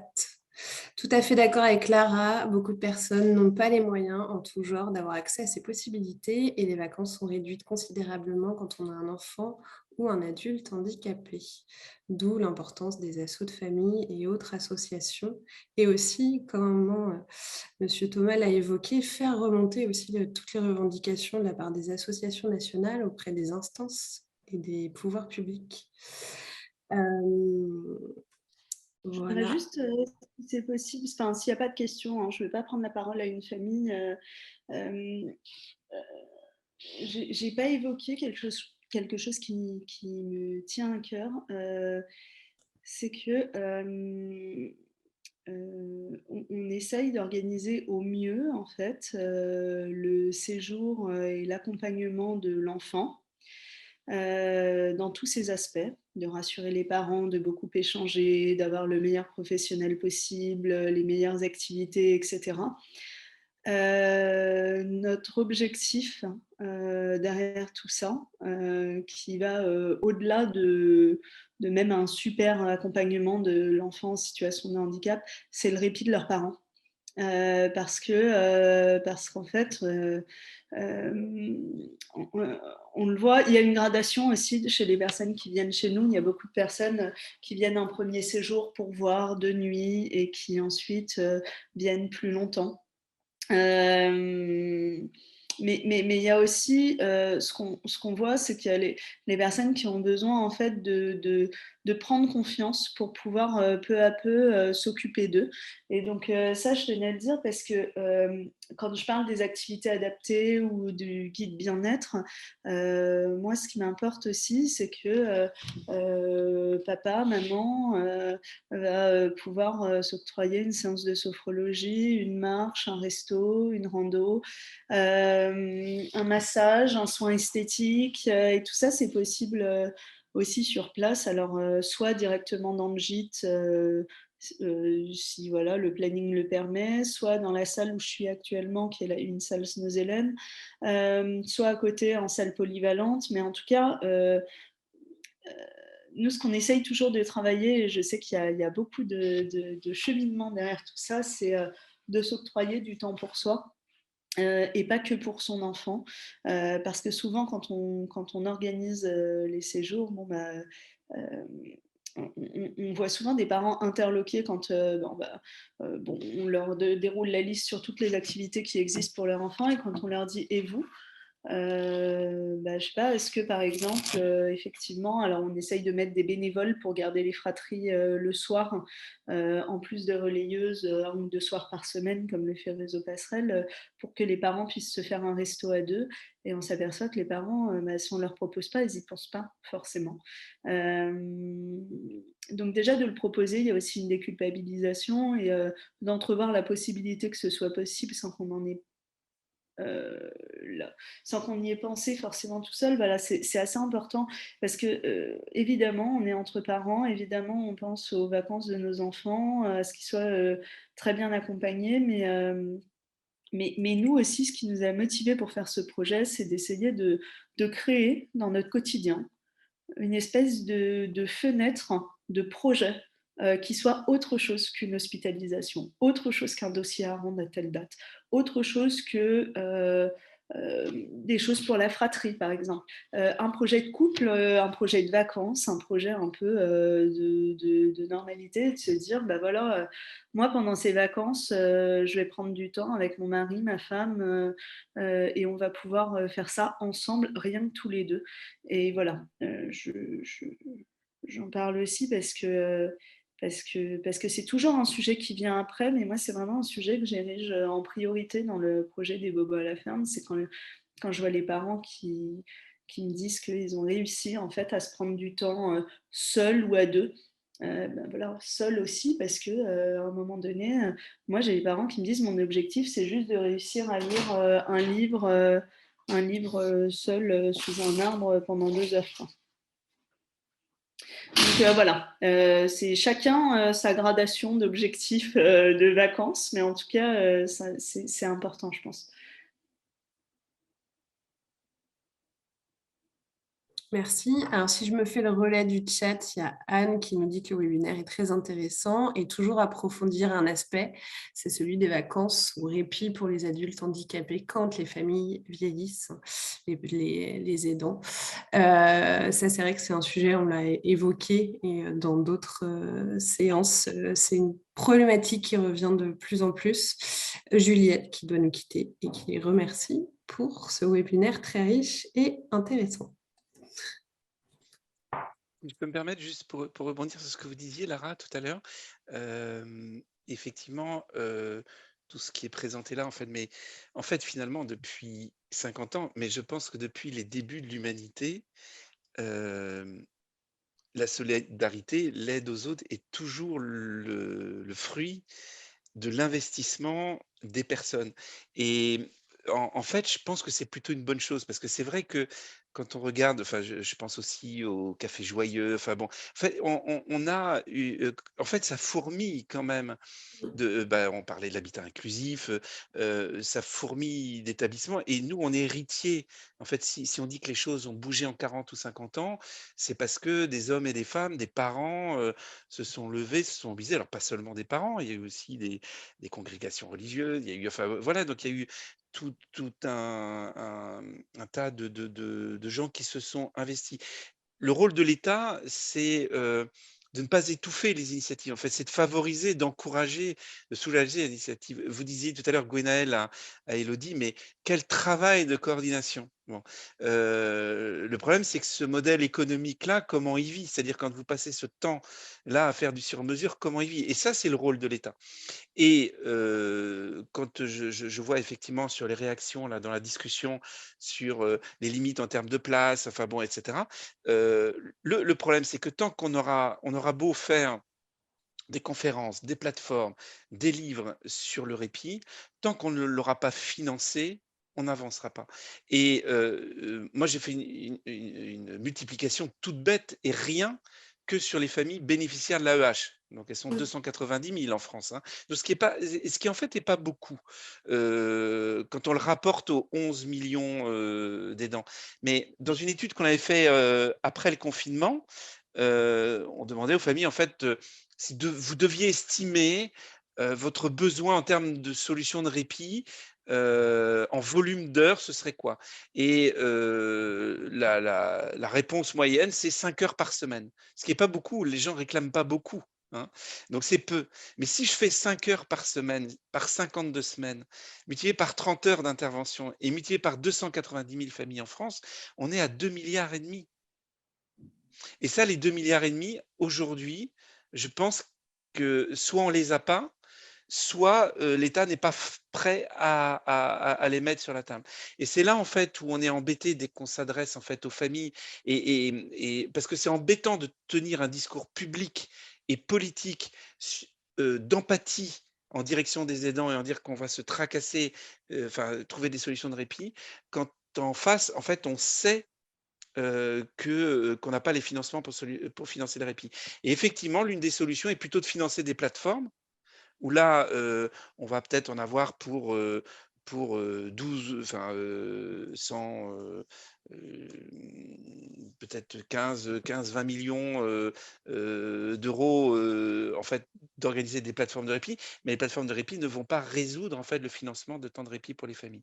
Et tant que l'État n'aura pas décidé à un moment donné de financer ces solutions de répit, je pense que malheureusement, on restera éternellement. Je pense que la déception, elle est plutôt là que parce que si on avait ces solutions de financement, les initiatives naîtraient sans aucun problème.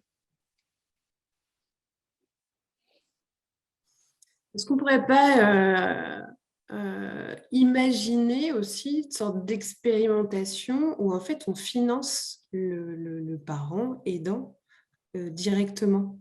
Et parfois, c'est demandé, hein, du coup, dans le secteur, à ce qu'une sorte de droit de tirage et mettre ça en place. Et donc, du coup, après, par ça, il y aurait peut-être aussi un système, enfin un écosystème là, médico-social, milieu ordinaire sur la question de l'âge reste sur vacances répit, qui pourrait évoluer favorablement parce que du coup, c'est la personne qui aura les moyens aussi d'aller chercher ce répit beaucoup plus aisément qu'aujourd'hui. Ça, vous avez raison. C'est-à-dire que si on veut que les personnes, en fait, aient le choix des solutions, il faut que ce soit elles qui aient le moyen de financement. Si demain, vous donnez effectivement un chèque répit, je ne sais pas, de 6 000 euros par an à des familles, alors il faut que ça puisse être utilisé que pour du répit, parce qu'autrement, effectivement, compte tenu aussi de la précarité économique des familles, enfin, le dernier rapport de l'adresse le montre quand même. Les parents d'enfants en situation de handicap cochent les 3 cases. Comme en situation de monoparentalité plus élevée que la moyenne, taux d'activité professionnelle des femmes 2 fois plus bas que pour la moyenne nationale et situation de précarité économique. Donc effectivement, si on finance, enfin si on rémunère en fait les parents, ce serait dangereux d'ailleurs en fait d'être sur une rémunération, parce que là du coup les familles abandonneraient tout pour s'occuper de leur enfant en situation de handicap et ça crée une dépendance, financière, à la personne aidée. Mais effectivement, je vous rejoins que les solutions, de financement devraient être à la main. Enfin, des familles et de plein droit. D'ailleurs, c'est un point parfois de conflit entre nous. Là, il y a une CAF, par exemple, avec laquelle on n'a pas accepté le conventionnement. On va me dire, c'est surprenant que vous refusiez des financements. Ben oui, parce que nous, cette CAF-là, en fait, elle souhaitait, dans le conventionnement avec Passerelle, que les familles qui s'inscrivent en séjour Passerelle ne puissent le faire que si elles passaient par un travailleur social. Or, les familles, elles passent déjà leur temps à aller monter des dossiers MDPH. Alors, si pour les vacances, elles sont obligées de passer par une assistante sociale pour réserver leur séjour à Passerelle, mais quel est l'intérêt? Donc, effectivement, je suis d'accord avec vous. Je pense qu'il faudrait un système de financement sur lesquels les familles, en fait, ont la main comme un droit de tirage et qu'elles puissent derrière choisir leur solution. Merci. Du coup, je ne sais pas s'il y a d'autres questions, sinon je vous propose, Lara, de prendre la parole. Oui, je ne vois plus de main levée ou de questions dans le chat. Donc, oui, alors, c'est le mot de la fin. Alors, nous sommes arrivés à la fin de ce deuxième webinaire. Je remercie nos intervenants pour leurs informations et ces échanges riches et intéressants. Merci à vous tous et toutes de votre participation. Vous pourrez visionner ce webinaire en replay sur la chaîne YouTube de l'AFSA. Vous serez informé de sa publication via la page Facebook de l'AFSA. En dehors de ce mot de la fin que j'avais écrit, merci vraiment à Laurent, Gwenaël, Élodie et Jean qui ont dû nous quitter parce qu'ils avaient d'autres obligations et leur tourne malheureusement. Donc c'était très riche, autant sur le plan vraiment des réflexions et des eaux conceptuelles que des solutions pratiques que l'on peut retrouver. Bien sûr, on pourrait faire des webinaires entiers et sans fin sur le sujet qui peut changer d'angle d'attaque et être complètement inépuisable. C'était en fait pour vous donner une idée de ce qui est fait, pour vous donner aussi envie d'aller chercher, de trouver aussi peut-être par vous-même vos solutions, mais aussi de solliciter les associations qui sont un peu des petites plateformes parfois et qui centralisent certaines informations. Donc, on est aussi là pour ça. Et donc, qu'est-ce que je vous dis? Oui, il y aura aussi un autre webinaire, toujours dans la série des 30 ans de l'AFSA qui aura lieu en septembre, cette fois-ci, sur un sujet qui était brièvement évoqué là ce soir, c'est le sujet de la fratrie en présence du handicap. Donc voilà, on continue à réfléchir avec les inputs que les familles nous font remonter. On espère de répondre, pas répondre, disons, de manière, comment dirais-je, bien, je veux dire, de faire réfléchir, voilà, de réfléchir tous ensemble. Et puis, ben voilà, je n'ai plus rien à vous dire, sinon passez une bonne soirée. Merci beaucoup aux intervenants, merci à vous de votre présence, de votre fidélité. Et puis, à très vite à tout le monde et je vous embrasse tous.